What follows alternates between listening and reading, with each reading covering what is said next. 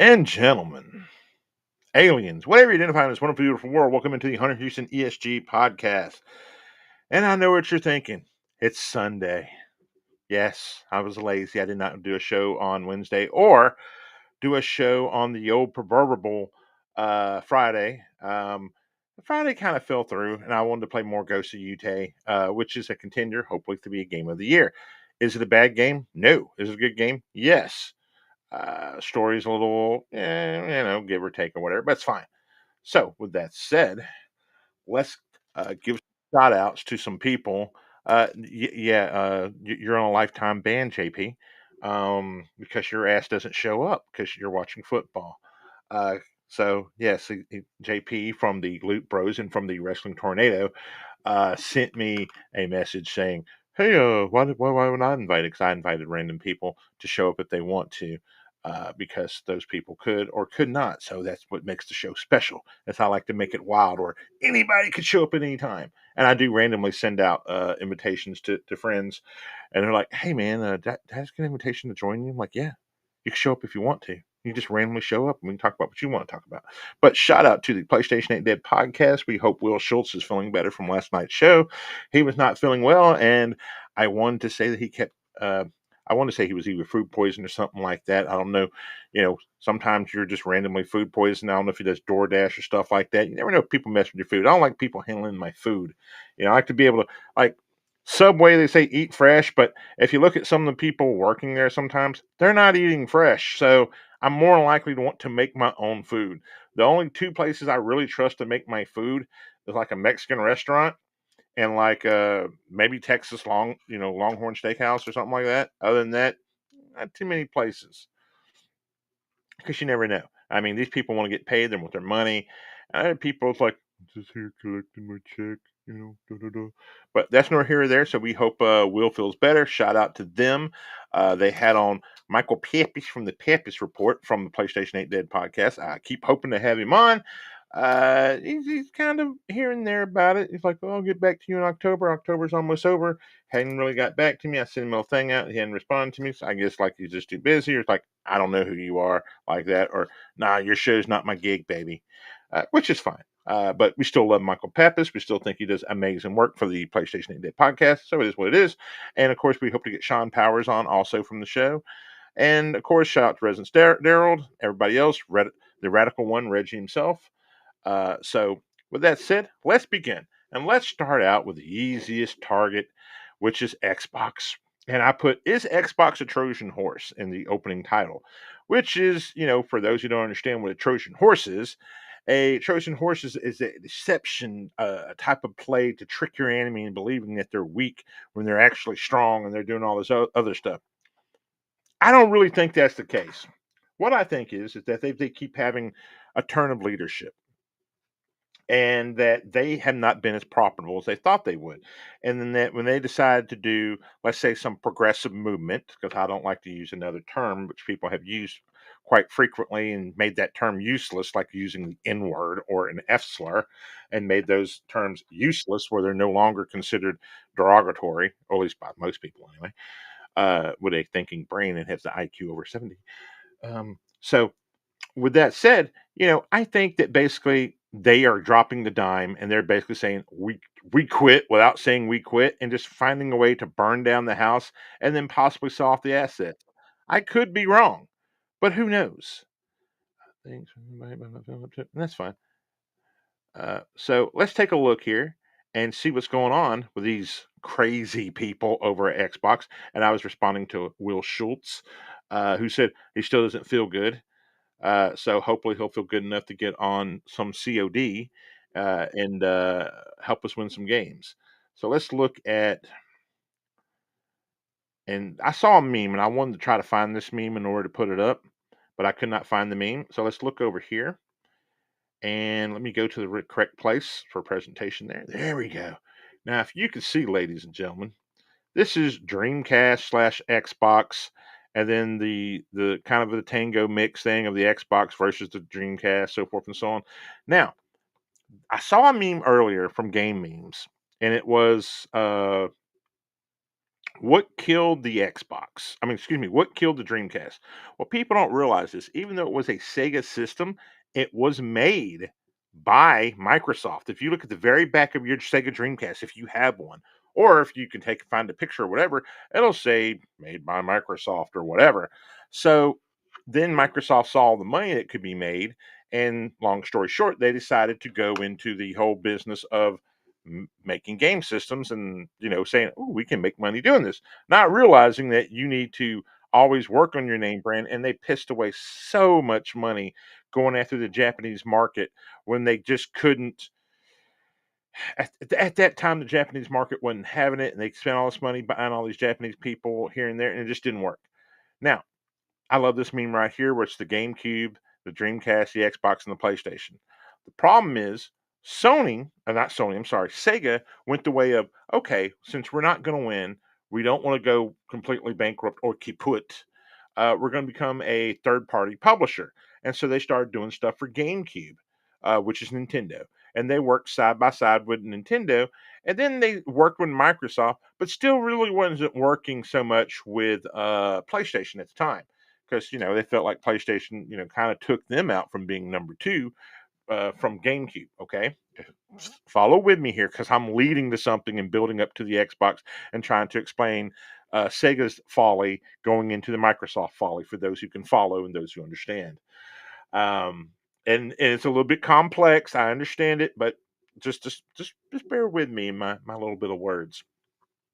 So you're seeing all these memes, you're seeing all these systems, and you're seeing that Microsoft, they spent all this money in the Japanese market that failed. A lot of these games, they spent like 10, 15 million, and some of these games never got made. The only time there's been one time only, and it was basically Mistwalker Studios, which was, I think it's Sosuguchi. I would not say his name correctly because I'm not Japanese. So when I attempt to say his name, it's like whenever you're reading the Bible and like there's all these names and you're like, like if you're in like Bible study class and it's like, hey, can you read this? And then you're saying these names and people looking at you like, what? I do not know these names. These names are not normal names. These are not things I say normally. So that type of thing. So long story short, the dude who got fired for basically making that horrible Final Fantasy movie that wasn't a Final Fantasy movie, that basically made Final Fantasy 7, 8, 9, 10, and 11 and 12, and then basically said, hey man, let's make a movie and slap the Final Fantasy name on it and the biggest stars, and used American voice actors and gave them money. And it was, like a tree hugger kind of movie, which, and he stuck Final Fantasy name on it and hopes, and it was amazing and beautiful for its time. But you don't stick a Final Fantasy name on something and it has nothing to do with Final Fantasy, and it's just your little homage to, like, it's like, hey, I want to save the planet. Yeah, everybody wants to save the planet there, pal. But you're going about it the wrong way, especially when you stick the Final Fantasy name on it. So he had to leave Square Studios, because it was before it was Square Enix Studios, and start Mistwalker Studios. Now you're saying, but TD, Big Dog, TDC, Texas Department of Corrections. What does that have to do with anything? It has a lot to do with a lot of things. They made Blue Dragon.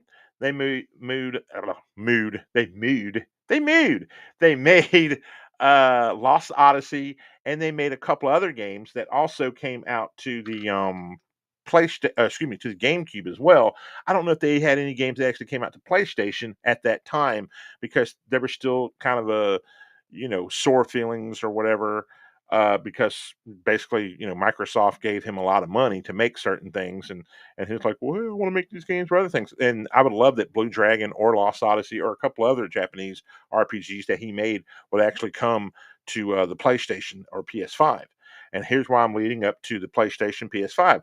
Microsoft has made one bonehead move after the other after the Xbox 360. The Xbox 360 was quite competitive for its time, and there's no question.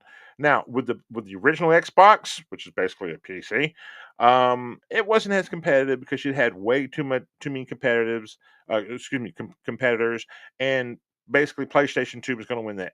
What killed the PlayStation 3 from being so dominant and successful is that they were using the emotional engine, which I remember this, and it's like, oh, we're going to stop, all this pirating and all these other things, and you basically made it impossible for developers to use your tools, and you charge too much for your tools.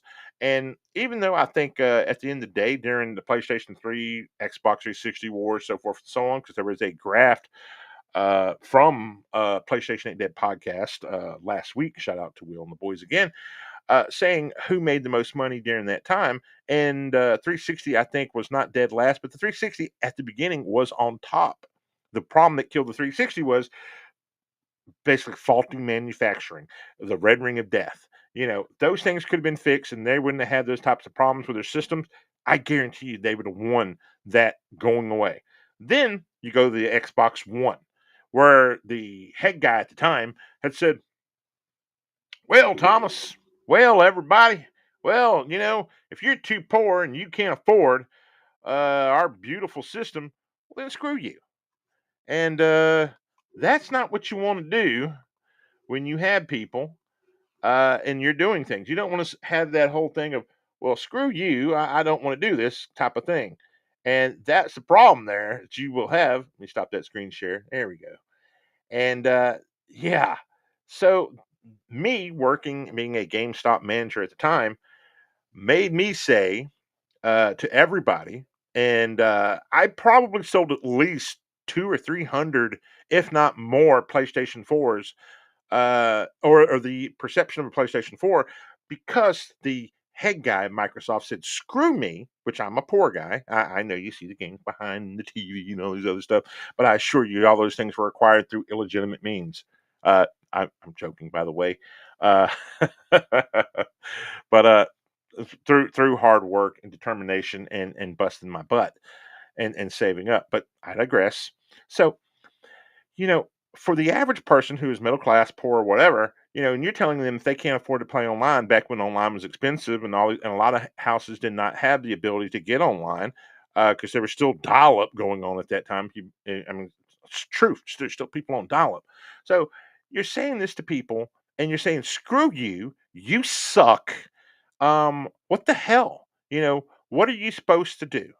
And hey, dude, or hey, handshake person, Lotus, what's up? But to me, that's one of those things where you don't do that to your clientele. You don't tell everybody you suck. You say, hey, we're trying to make a product for everyone. Bear with us. It may not be what you want day one. This is basically what systems are now. It's like our product is. I mean, I would say the PlayStation 5 really wasn't ready until 2000 and maybe 23 to for prime time. It was still running on PlayStation 4 games. It really wasn't ready for prime time until 2023 hit, and then you started seeing more actually PS5 games that actually used the quality of the system. And now in 2025, 2026, you're going to have the ones that are using the hardware correctly, or at least somewhat correctly, where the graphics are where they need to be. Okay, but let me get back to Xbox. So with that, PlayStation 4 just destroyed, and of course Nintendo, failing with the Wii U, comes back with a Nintendo Switch, which the Nintendo Switch is basically Wii U 2.1 or 2.5 or whatever you want to call it. But long story short, it's that system, okay? And it just curb stomps everything that walks. There's no longer a 3DS. There's no longer a 3DS plus XL. There's no longer a 3DS that does whatever, unless you're just looking for older games and you want to play handheld games. You have a handheld that can also go to your TV and do all these other things. So, with that said, Xbox was completely destroyed and just decimated by the PS4.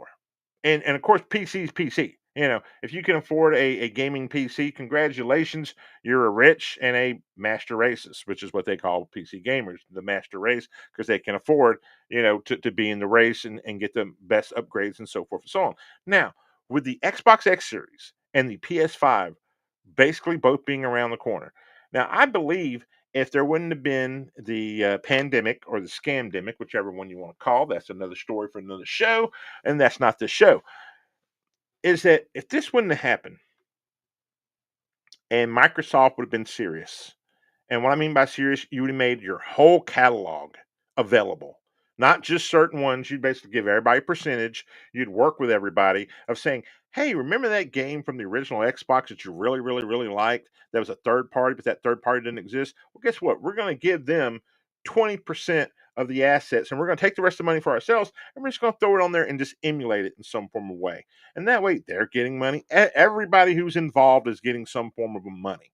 And that's all it is a money game of, I don't want to give up that type of money. But if you were to give them 20 or 50 products, down the down the line, whereas Microsoft does the work with the emulation, and then we just basically just use the ROMs, which we know they have. You know, same thing with what Nintendo does currently, as if they don't like to pretend it exists, allegedly. So we do that, we get that all done, everybody gets paid, everybody gets money. But you know what they decide to do? So you know what? We're just going to make a few games backwards compatible. Some games that just really, really suck. Now, I enjoy and I love the fact that you made the original Mortal Kombat reboot, the very first one that's a reboot, redone, which had like I think Freddy from Nightmare on Elm Street, Kratos. Well, actually, Kratos wouldn't be in this one because it's not the PS3 version, but whatever character they had um, for the Xbox 360. And there's a few other games here and there, but you didn't do anything that really stood out. And then of course, all the Xbox One games and a couple of 360s. I would love to. The fact is, if I could have played um, Naruto, Rise of the Ninja 1 and 2.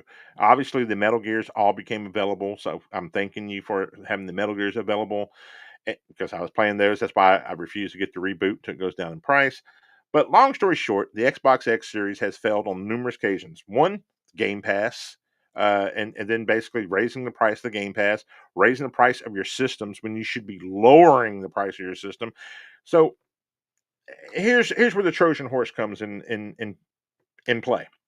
Whereas they have a new handheld that just came out. One's like $1,000 and one's like 700. Now, is it awesome? Yeah, if you can afford $1,000. But if you can't, you get the Steam Deck, like our good friend Matt over from Trophy Horse. Okay, got a Steam Deck, got every game that you could possibly want within reason. Okay, and you can emulate allegedly every game you want, possibly that's within reason, through the Steam Deck. Valve has done an amazing and awesome job. If you ever want a handheld that's going to last you the whole rest of your life and it's easy to fix and easy to fix the controls and everything, you want Steam Deck. Steam Deck is it is worth every penny. I think it's like $600 or 400. 600 being the high end with the high memory cards that you can switch out. So you go that route. But here's the thing: is they have put themselves in the corner where I'm thinking they're just trying to lose as much money as possible. You can write. Here's people don't understand. They're a very large corporation. Does a lot of different things. So if you lose a ton of money, you can write all this off. Then you wait on your next console. Now, I'm not saying they're going to basically say our next console is going to save us because you have done too much damage to your personal reputation. That's like saying if like you've been a let's say you've been a sex worker for over 20 years and everybody in town knows you. Then you decide, I'm no longer a sex worker. I'm going to be, this and no, of course, you forgive people who do wrong or do evils or so forth and so on. But it's like, well, now I'm like, the holier than thou type of person, and I have done no wrong, and I will wear blah blah blah, which is fine. But there's a lot of people. It's like, man, when no girl like down the street, like yeah, that's it, no matter what. Yeah. So you kind of lost all goodwill and good faith in that town, and you basically got to move somewhere where no one knows you. Like not just like a town over because they know about you. You got to move like to a whole nother state or just like a whole nother place, and like maybe change your name. You know, like like April. Change your name to April. Can't give yourself the last name Showers though, because we don't know where that's gonna go. But just change your name to April. And it's like, hi, my name is April. I am, and when people ask where you're from, it's like I'm from a faraway land of Horarsville. So what I'm saying is that even though they're going to try to possibly push their new hardware and try to basically get out a year before PlayStation 6 or you know Switch 2 is already out, so it's not like Switch 3 is in the works anytime soon. Uh, you're going to try to get ahead of everybody else have a better system or a better hookup, and that is to me is the most craziest thing ever. I would tell them to work on the goodwill toward people, and but also they have their investors saying, now if we can go to this and show this, ladies and gentlemen, they have their investors. Actually, no, I don't have that pulled up correctly. But they have their investors saying that they want to do 30% return in profits, and that's just not going to happen. So it's either a self-sabotage to write the whole thing off and then sell off the assets, which would make sense at this point, and let somebody else do something. And when you talk of assets and you talk of things to come, well, there's this little game that's going to be coming to the PS5. And they said, I love how Homeboy said, oh no, there's just going to be 5 games. If that coming to the PlayStation 5 or the PlayStation in general, we don't plan on putting our whole library on there. Ladies and gentlemen, let me introduce you to one little small game. This game is called this game is called Halo. And for those who are not familiar with Halo, and I'm going to go ahead and have the sound down, so we're going to go ahead and let that play. So Halo's this little game that basically started the craze, the other than GoldenEye, for the first-person shooter that changed first-person shooters forever. And we're going to watch this bad boy, and look how good and clean this is. It's a complete remake from the ground up, or at least AI. Who knows? Probably AI did it, but unbelievably beautiful. It's going to be awesome. People are going to love this game. And if you've never played Halo before, if anything, don't make it a a shot for shot remake with good graphics and it still plays slow. You better make it more like like the Halo 5. Or even like Halo 4, where it has like a sprint button where you can move, because a lot of people are not going to put up with that slow pace of the walking, and you're just walking kind of slow. You're gonna have to have a more of a fast pace. There is going to be the 2 player co-op. I would like to think hopefully they can make it a 4 player co-op, change some aspects around to make it even better. And graphic wise, it's beautiful. It's going to do everything correctly. If you're going to give out maps, give out for multiplayer, give out maps for Halo 1 and 2 and 3, just for the multiplayer maps, just so people will be able to play this for a while. And then whenever they decide to make a remake of 2, do the exact same thing, just do those maps over again. And then maybe add some maps from 4 as well. But just keep adding maps to the multiplayer, and that's all you do. You don't even do anything other than that. You keep it as simple as possible. Okay? And you don't change anything for the sake of changing anything. You just keep things going as simple as possible. That's all I could tell you, because it makes sense to me to do that. You don't want to sit there and kill yourself on it. And let's take a look at when that release date is. I bet it is 2026, because that only makes sense because you're announcing it now. And what do you know? Possibly 2026 it debuts. And to me, it's a winner.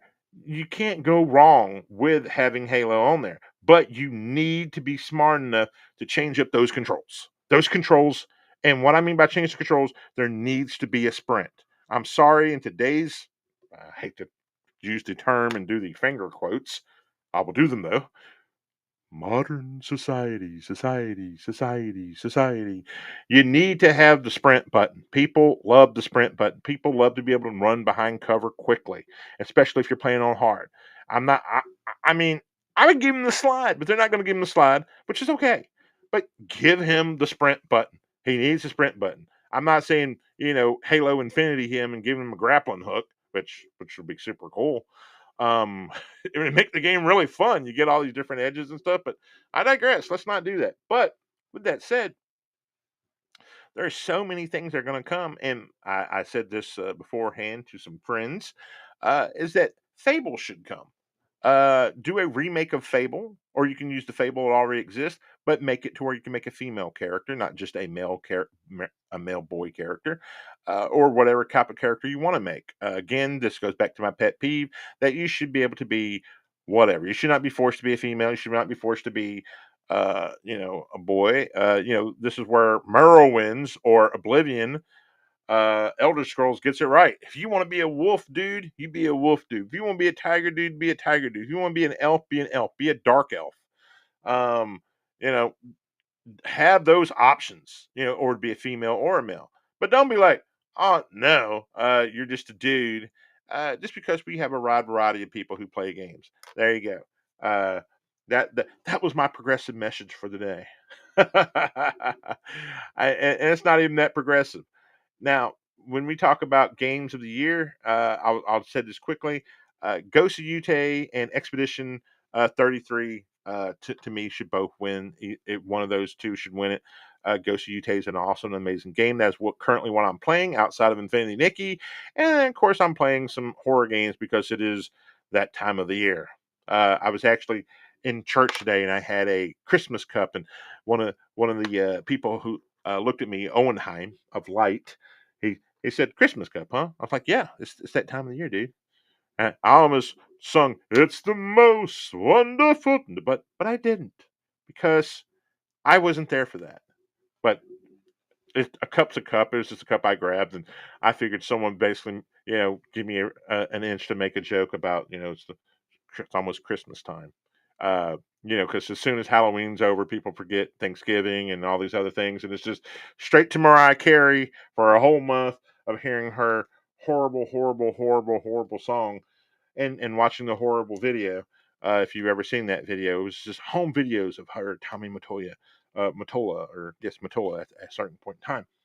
So with that said, I think Microsoft is doing this on purpose to possibly, hopefully, push their new system, or they're just trying to get out of the gaming business altogether, which doesn't make sense because they spent all this money to acquire Activision, all these things. But who knows if that was just to switch money around, to switch things around, and because I don't see them making good on a new Tenchu game, uh, Tenchu game and all these other different things that Activision have, and it's just kind of like Call of Duty is like not even a cash grab at this point. I mean, I don't even understand why they wanted that merger and they wanted to do that. But then again, you're shifting money, you're shifting hands, and it's kind of like, okay, well, what's going here? What's going there? Are they using that as a write off? They're doing this. It shouldn't have happened in the first place. They're already a big enough monopoly. I feel that way with any gaming company that sucks up another gaming company. The only one that I approved of is the one from the Saudi Arabia buying of EA. And that's because those guys will hopefully look at the catalog that EA's had over, hell, almost 40 plus years, if not more. Look at the catalog and say, I would like a new Road Rash. I would like a new blah, blah, blah. I would like a new da, da, da. And then basically they got the checkbooks to make good games. So I'm willing to trust, and trust me, no checks have been cashed by me yet because I have yet to receive any or any outlook from the wonderful, beautiful, and amazing country of Saudi Arabia. Excuse me, the Kingdom of Saudi Arabia. So if I receive any checks, I will gladly let everyone here know. But I have not received a single check, and I'm not saying I'm for sale, but I mean, I'm willing to take a check on something I believe in, and I do believe they will make good video games. They're not like out there. I mean, if they're promoting something else, it'd be a little bit differently. Also, I will take a beautiful and lovely trip over to the wonderful and amazing Kingdom of Saudi Arabia to go see WrestleMania when it is held there, because I believe it will be the best and greatest WrestleMania of all time. So if the wonderful and amusing and beautiful people of Saudi Arabia, the Kingdom of Saudi Arabia, want to send me to WrestleMania and my child and my family over there to see WrestleMania, I am more and glad and willing to take this gift, this amazing gift, to go to Saudi Arabia to see WrestleMania in 2 years. So there you go. Now I can get some hate mail saying I'm a sellout. That was for a friend. That's why I did that.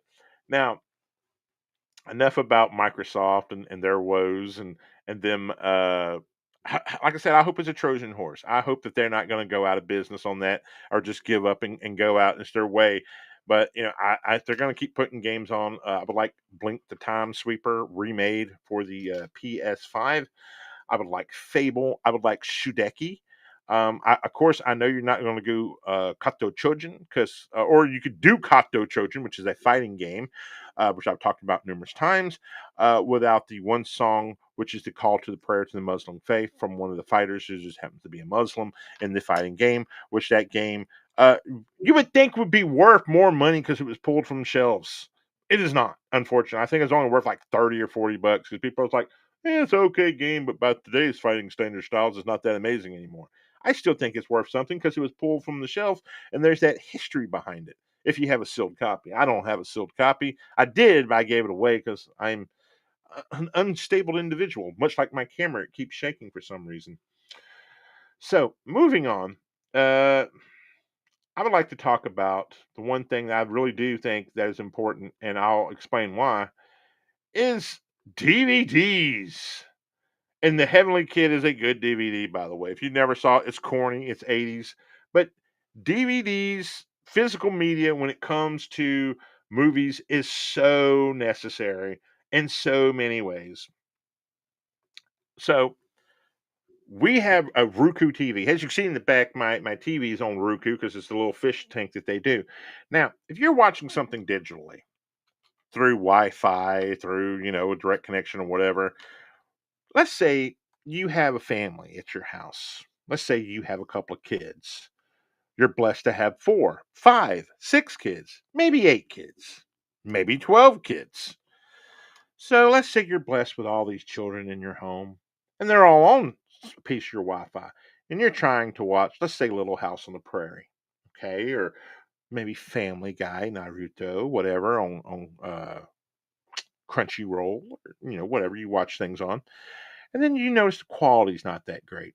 Now, I had just recently purchased Little House on the Prairie on DVD, and my wife, who I've been with for quite a long time, had noticed something very important. And it was very important. And she said, the quality is so much better than what we watch off of Roku. The quality is so much better. You know why? Because we're not depending on something being streamed to us from somewhere else. And we don't even know the quality that's really being streamed to us. Has either an HD, an un-HD. Is it VHS quality? Is it remastered quality? And then sometimes you may think the quality is good and the quality is horrible. This is why you buy the Blu-ray 4K, all these different things to make sure that you're getting the best quality you possibly can. And a lot of people don't understand is watching a physical copy is so much better than watching a non-physical copy. And you can say this all you want, but the Blu-rays now, the main thing is, do videotapes last longer? Yes. Videotapes are amazing. Like right here, okay? So look at all that. You got Robert Downey Jr., who's been in lots of cool movies. And I guarantee you, if you go right now, ladies and gentlemen, if you're in the sound of my voice, and I'm not talking in a very low key NPR voice, if you watch NPR, that comes on and trying to be all very quieted and so forth and so on. No, I'm trying to say is if you watch anything right now versus the actual digital copy or streaming copy versus the physical copy, you will notice that the physical copy is much clearer, much brighter, much more vibrant because you'll have other things running through your house at the same time. Now, if you have nothing else going on, your phone's not hooked up to the internet, nothing's hooked up to your Wi-Fi or whatever, you might have the clearest picture that ever existed, even if you're paying. But if you're paying for, let's say, uh, two 2 terabytes per second or whatever per second, how do you know that you're actually getting that percentage down? Most people are running about 250 megabytes per second. I'm running like 300 to 400 megabytes per second. So sometimes you may think that you're having a clear picture. You don't necessarily have a clear picture. This is why I strongly recommend physical copies of all your movies. Oh, and another thing I would recommend to you, you reach over.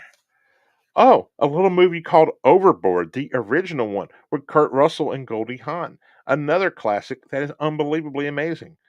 Goldie Hawn plays. No, I'm not. I'm not going to go do a whole narration of it. That's a good movie though. Um, so let me go ahead and stop that screen share here. All right. So those are things that should be done, and that is important to be done. So keep your physical copies of stuff. Like at the very back that you see there, those are Blu-rays. Okay. And again, you have to look at how long that quality is going to stay, how long it's going to stay and what they're being kept in. Because I think a Blu-ray or a DVD can last you up to 15 to 20 years, depending upon how you take care of those things. But, videotape, like VCR tapes, man, those can last forever. I had videotapes that were over like 40 years old almost, and I just threw them away because, I hate watching stuff on VCRs. Now, speaking of VCRs and speaking of stuff that's going to be taking place, apparently my homeboy just said Joe Flacco for president, so he must be winning his matchup by a lot. Scattaboo got a nasty injury. That's okay. I don't care because I'm going to win my matchup today anyway. All right, so let me go here real quick. Let me type this in. All right, so we're getting ready to have. Give me just a second, ladies and gentlemen. I apologize to you.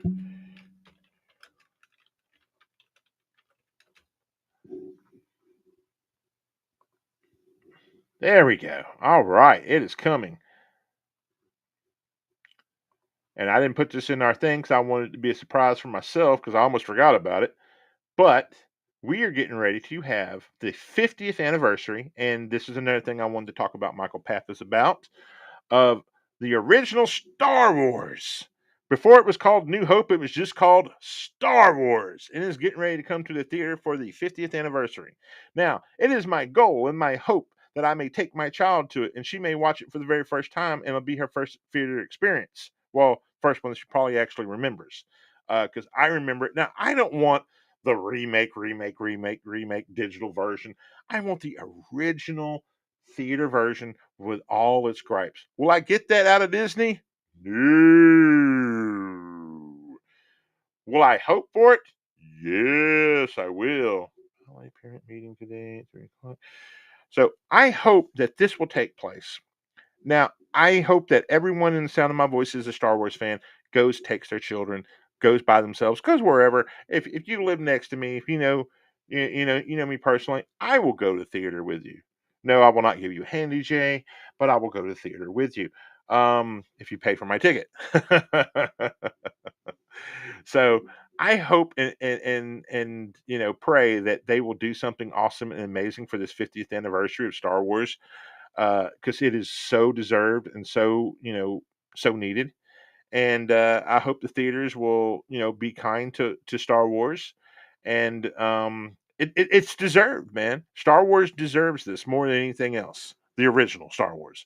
Let's never speak of was it 9, 10, and 11 or whatever those are. No, 7, 8, and 9, because those are trash. Just trash. And those are never to be spoken of. I mean, those are like, what? Huh? Who? Huh? I am not aware of such things that have happened. Who? Yeah, exactly. So we can only hope that this is done well and done in good taste towards Star Wars. And as a Star Wars fan who's owned all the Star Wars, that's my only regret is I had loaned somebody my original Star Wars, like the originals I had gotten from Japan in Laserdisc, and then I had them remastered into DVDs and I loaned them to them, and they never returned them to me, so they suck. I'm not going to mention their name, but they suck really hard. Oh, and one last thing before we get out of here. If you play online, ladies and gentlemen, if you're in a Discord, if you play on PlayStation, Xbox, whatever you play on, there is always, and I mean always, someone in today's society. This is not the wild, wild west of the internet where you can say whatever you want to say and be derogatory or say said slurs or so forth and so on, and say, "Oh, it's all fine." There's always someone listening to you, so be aware. So if you write something down, read it before you send it, then read it again, and then if you think is this good, and then if you do send it, try to delete it. Now it will live on forever, even though it's deleted, but you at least deleted it because you had the mindset to think about it. Don't just send something out of rage or hate or let someone troll you into being that. I had a friend get kicked off of PlayStation. Uh, I was in church and I got this message from him, and I was like, "Why does he send me a message? He knows I'm in church." So I look over real quick, I read it real quick, and I sit down, I think about it as I'm listening to the preacher speak. I'm thinking to myself, As soon as I got out of there, I responded and I said, "Dude, you fell for the oldest trap in the book. You let somebody send you a message, talk, and the person wasn't talking derogatory. You just talk smack to him in a polite way, and then he responded back with like a couple of slurs here and there, and then of course he got banned because the dude reported him for being an idiot. So unless you're in a private party amongst friends and not on Discord or some other thing or so forth or so on, there's a good chance, even if someone's listening, there's a good chance someone will report you. So be mindful of, think of Albert Huxley's Brave New World or Orwell's 1984, that the corporation or the those who are in control are always listening and watching and waiting to punish you over any type of what they would consider bad behavior. I mean, they're not as bad as Great Britain is, a bunch of pieces of shit. Not the British people themselves, but the people who rule over them. I feel really bad that you're in your own country, and that the people who called out a rapist, and this is factual, by the way, this is not me making it up, got more time in jail than the actual alleged. I'm not even going to say alleged because he was convicted, than the actual rapist himself. So imagine that you're calling out this person, and you get more time than the person who actually committed the crime. But I digress. I'm not British. I am a as I've said numerous times, I am obligated for each and every show to say that I am an Irish Indian, Comanche at that. So, and for those who don't know, and I will do this really quick before I get out of here, is that a lot of the Comanche Indians during the time in Texas were also white because they would raid white villages. And then basically, if they thought you could fight or do whatever, you would join the quote unquote tribe or they'd kill you. So it's kind of like you join us or you die. So, it's like, oh, the leader of the Comanche tribe is a white dude. Well, probably because, his family had to die if they didn't join and intermingle and so forth and so on. So there you go. There's a little history lesson for the people who don't think that all Indians have to look exactly the same, which we don't. So, with that said, ladies, shout out to the PlayStation 8 Dead podcast one more time. Will, we are hoping you feel better. And I see you online today playing some COD. A shout out to everybody who watched or listened to the show. Please like, share, subscribe to the show, to people, to your homeboys, to your family, to homeless people. See a homeless guy, shout out the show to him. Give him a sandwich and a QR code to subscribe to the show. Those types of things. Be cool, be safe, and be cool out there, man. Aliens, ladies, gentlemen, whatever you are in this wonderful, beautiful world, thank you for always for joining me. Hopefully the show was convoluted enough and educational at the same time. And I know I haven't done music in a while because I keep saying I'm going to do a music show. I can never find time to do a music show, but I'll just give them a shout out. I'll give them a better love next week, and I'll bring back that section because I'm realizing I just don't have the time that I have. Uh, Shout out to Queensryche. I've been listening to a lot of their albums here lately. Of course, Operation Mindcrime is one of the best albums ever, but their more commercial acceptable album to the average public, I didn't really listen to that one because I felt it was too mainstream when it originally came out. But now that I've listened to it, now that I'm older, I have more appreciation for it, and that's Empire. Empire is an amazing album. So do yourself a favor, and it's just for vocals alone. I mean, of course, the songwriting is good, but the vocals alone. Listen to Queensryche, Empire, Jet City Woman, Another Rainy Night Without You, Silence the City. And it's like 5 other songs, but those three are just amazing songs. So again, thank you so much. Y'all have a safe and wonderful day, night, whatever you're doing, and always remember, keep gaming, keep the fun alive, and when you're voting on Game of the Year, and they allow you to, vote Expedition 33. Even though I'm a big fan of Ghost of Utah, and I love it to death, people do need to go out and buy that game so they'll continue to make more. Don't be like, oh, I hate it because old girl's Antifa or she's whatever. Dude, the game is awesome. Don't be a hater just because, art. Recognize the art, and she just worked on the game, dude. She wasn't an artist, she didn't write the stories or anything like that. She's just a voice actress. Okay, so piss off with that stuff. Enjoy an amazing game. It's already sold more copies than Assassin's Creed Shadows, which does suck, and the writing is bad. and the dialogue is horrible. So, with that said, have a safe and wonderful day. Peace out.